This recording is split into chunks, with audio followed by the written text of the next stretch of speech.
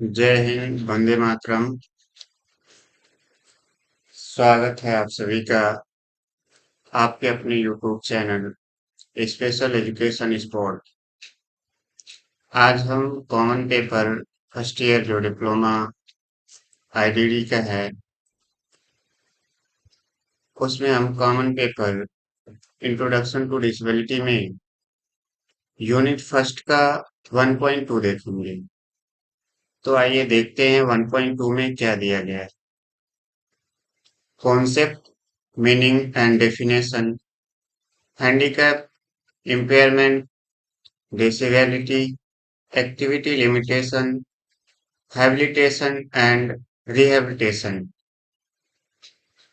तो अब हम इसकी हिंदी जानते हैं। तो हिंदी क्या होगी? क्षति, अक्षमता और दिव्यांगता की परिभाषा, अर्थ और अवधारणा, कार्यक्षमता, आवास और पुनर्वास। तो 1.2 में हमें क्या पढ़ना है? क्षति की परिभाषा, अक्षमता की परिभाषा, दिव्यांगता की परिभाषा और अर्थ, अवधारणा, कार्यसीमा, आवास और पुनर्वास के बारे में। इन सब के बारे में हम 1.2 में देखेंगे। ठीक है।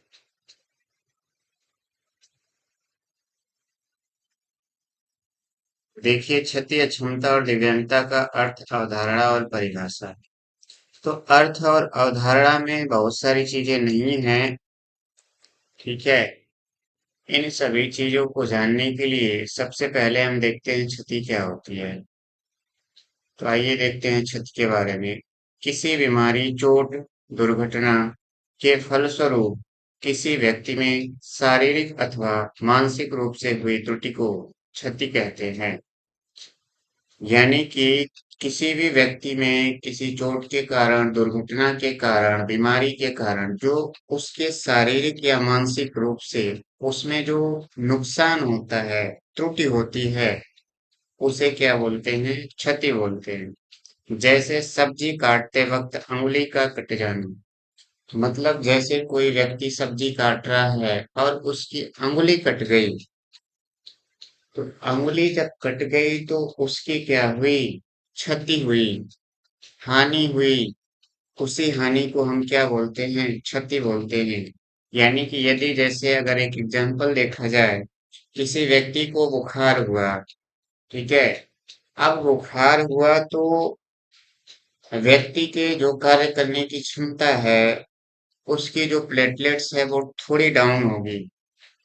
जो प्लेटलेट्स डाउन होती है, वही व्यक्ति की क्या है? क्षति है, नुकसान है। अब ये तो हो गई क्षति। अब हम देखते हैं अक्षमता।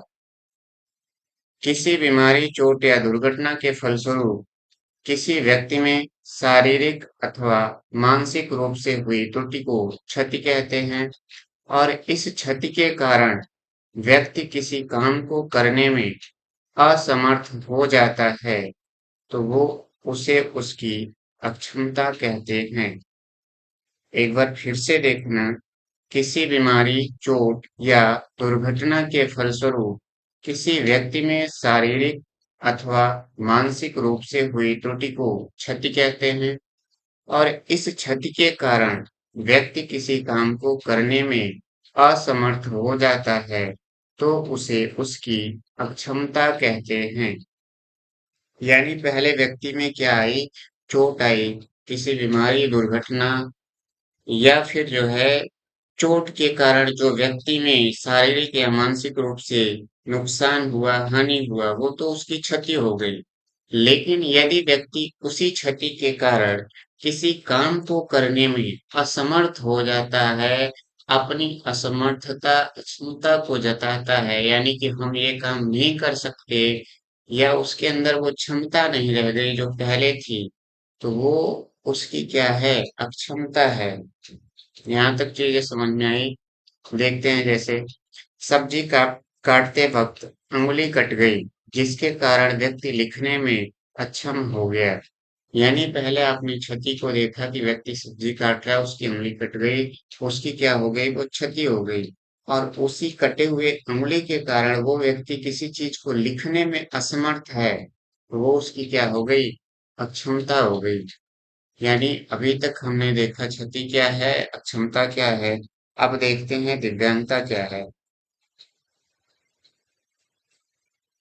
किसी बीमारी, चोट या दुर्घटना के फलस्वरूप किसी व्यक्ति में शारीरिक अथवा मानसिक रूप से हुई त्रुटि को क्षति कहते हैं। और इस क्षति के कारण व्यक्ति किसी काम को करने में असमर्थ हो जाता है, तो उसे उसकी अक्षमता कहते हैं। यदि यही अक्षमता व्यक्ति में लंबे समय तक बनी रह जाए, जिसके कारण व्यक्ति आजीवन उस काम को यानी लिखना को ना कर पाए, तो उसे दिव्यांगता कहते हैं। जैसे सब्जी काटते वक्त अंगुली कट गई, जिसके कारण व्यक्ति लिखने में अक्षम हो गया। और इस अक्षमता के कारण व्यक्ति लिखने में आजीवन असमर्थ हो जाए, तो उसे उसकी क्या बोलेंगे? दिव्यांगता बोलेंगे। यानी हम देखते हैं किसी भी चोट, दुर्घटना, बीमारी के फलस्वरूप व्यक्ति में कोई मानसिक या शारीरिक हानि को क्षति बोलते हैं। और यदि यही क्षति के कारण व्यक्ति किसी काम को करने में असमर्थ हो जाता है, तो उसे उसकी अक्षमता बोलते हैं। और यही अक्षमता यदि लंबे समय तक बनी रह जाए, तो वह उसकी क्या होगी? दिव्यांगता होगी। जैसे सब्जी काटते वक्त व्यक्ति की अंगुली कट गई, तो वो उसकी क्षति हो गई। और उस अंगुली के कटने के कारण व्यक्ति लिखने में असमर्थ हो गया, तो वह उसकी अक्षमता हो गई।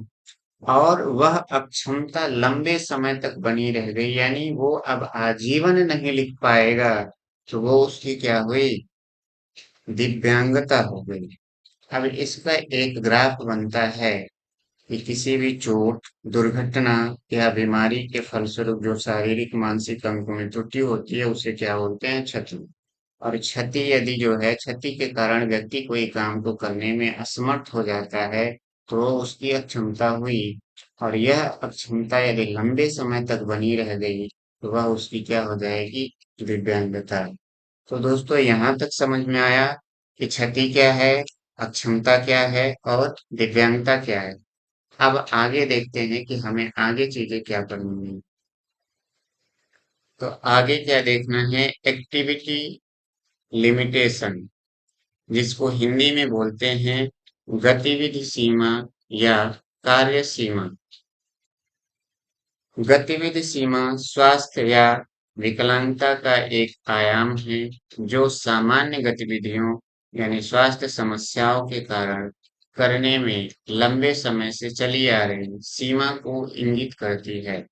इस अवधारणा पर आधारित संकेतकों का उपयोग जनसंख्या स्तर पर सामान्य स्वास्थ्य स्थिति, दिव्यांगता और संबंधित असमानताओं और स्वास्थ्य देखभाल आवश्यकताओं का मूल्यांकन करने के लिए किया जा सकता है। गतिविधि की सीमा किसी कार्य या क्रिया को निष्पादित करने में किसी व्यक्ति द्वारा सामना की जाने वाली कठिनाई है। इसका कुल मिला के क्या है कि जैसे एक सामान्य व्यक्ति किसी काम को करने के लिए उसके लिए कोई लिमिटेशंस नहीं होती, कोई बाधाएं नहीं होती है। लेकिन जो एक्टिविटी लिमिटेशंस है, वो दिव्यांगता के क्षेत्र में या स्वास्थ्य समस्याओं से ग्रसित व्यक्ति के लिए किया जाता है। कि जैसे यदि सीपी का बच्चा है, सीपी का व्यक्ति है, उसे कह दिया जाए उसके पैरों में जकड़न है, वो सही से चल नहीं पाता, या लोकोमोटर का ही समझ लो, और उससे बोला जाए कि जो है तुम इस बेंच को उठा के उस क्लास में रखो, तो क्या वह कर पाएगा? नहीं कर पाएगा। लेकिन यदि एक सामान्य व्यक्ति को कहा जाए कि तुम जो है इस बेंच को उठा के उस क्लास में रखो, तो वो व्यक्ति कर लेगा। तो यहाँ पे सामान्य व्यक्ति के लिए जो है एक्टिविटी लिमिटेशंस का कोई रोल नहीं है।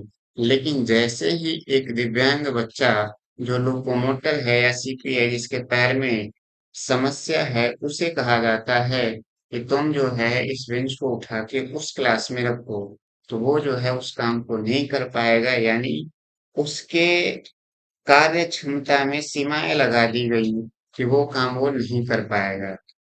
यहाँ तक चीजें समझ में आई। अब आगे देखते हैं आगे क्या करना है। अब हमने पढ़ लिया क्षति, अक्षमता, दिव्यांगता, उसके बाद एक्टिविटी लिमिटेशन क्या होता है।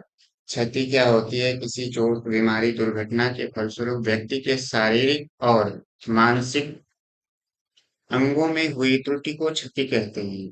और इस क्षति के कारण यदि व्यक्ति किसी काम को करने में असमर्थ हो जाता है, तो उसे उसकी अक्षमता कहते हैं।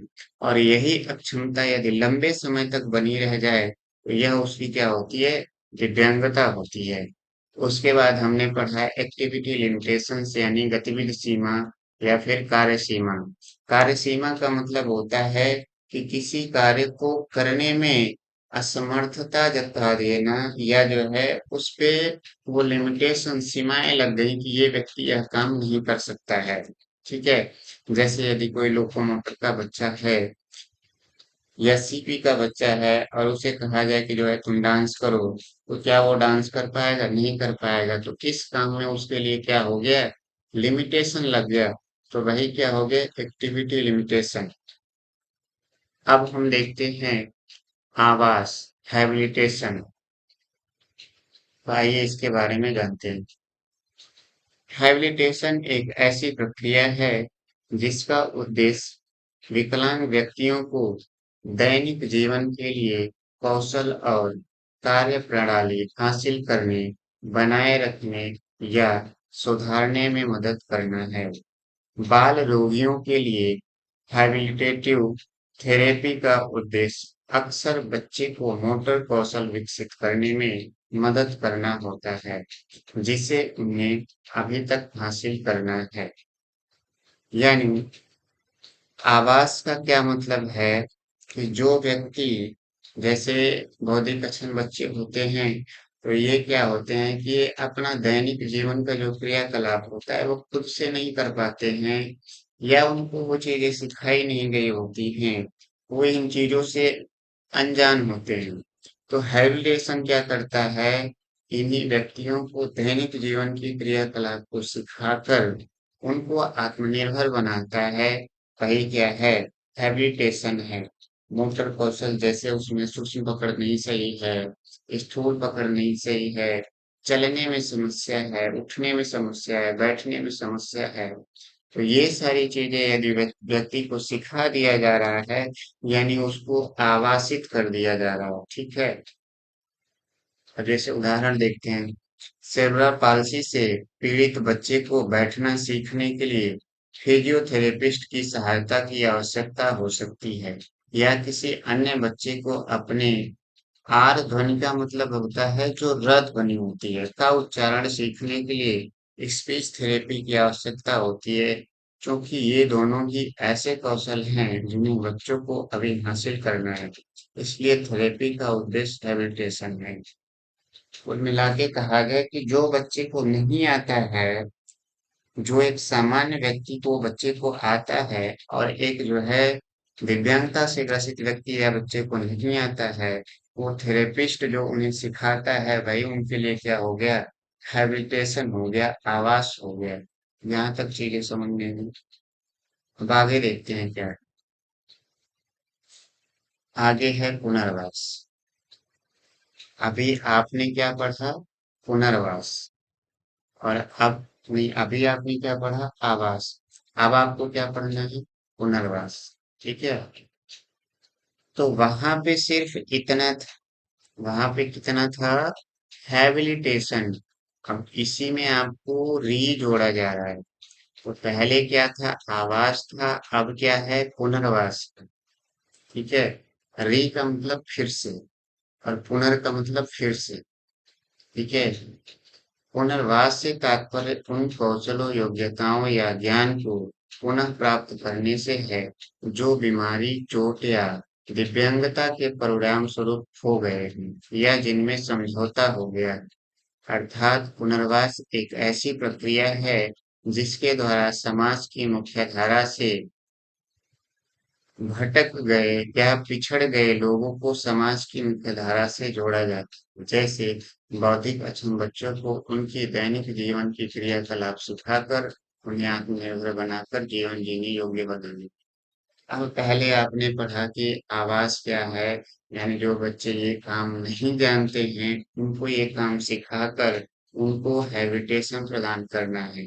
अब यहाँ पे क्या है कि जो व्यक्ति या बच्चा किसी बीमारी के फलस्वरूप, चोट के फलस्वरूप, दुर्घटना के फलस्वरूप वो काम पहले कर लेता था, लेकिन चोट, बीमारी, दुर्घटना के कारण वो काम करने में असमर्थ हो गया या फिर जो है भूल गया, तो पुनर्वास के दौरान हम उसी काम को फिर से सिखाकर उसको उस योग्य बनाना जैसे वो पहले था, वही क्या है, पुनर्वास है।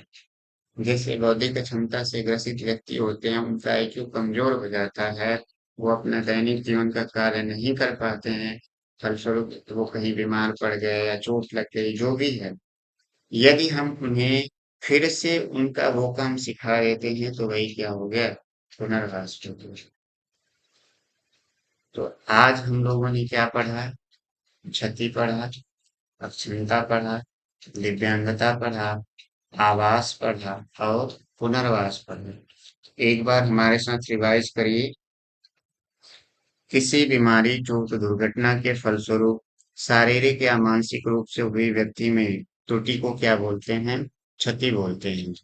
किसी बीमारी, चोट, दुर्घटना के फलस्वरूप व्यक्ति में शारीरिक या मानसिक रूप से हुई त्रुटि को क्या बोलते हैं, क्षति बोलते हैं। और इसी क्षति के कारण यदि कोई व्यक्ति किसी काम को करने में असमर्थ हो जाए तो वह उसकी क्या है, अक्षमता है। और यही अक्षमता यदि लंबे समय तक बनी रह जाए तो यह उसकी क्या है, दिव्यांगता है। ठीक है, ये तो हो गई आपकी क्षति, अक्षमता, दिव्यांगता।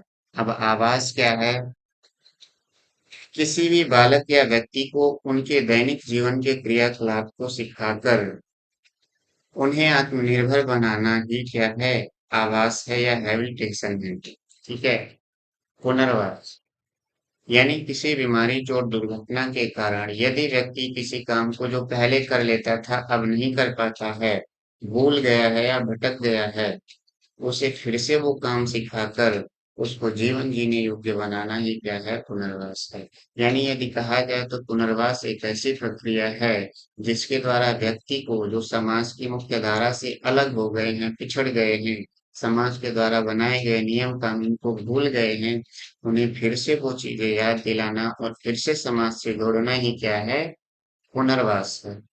ठीक है, तो आज के लिए जो है इतना ही। आगे की क्लास आपको आगे दी जाएगी।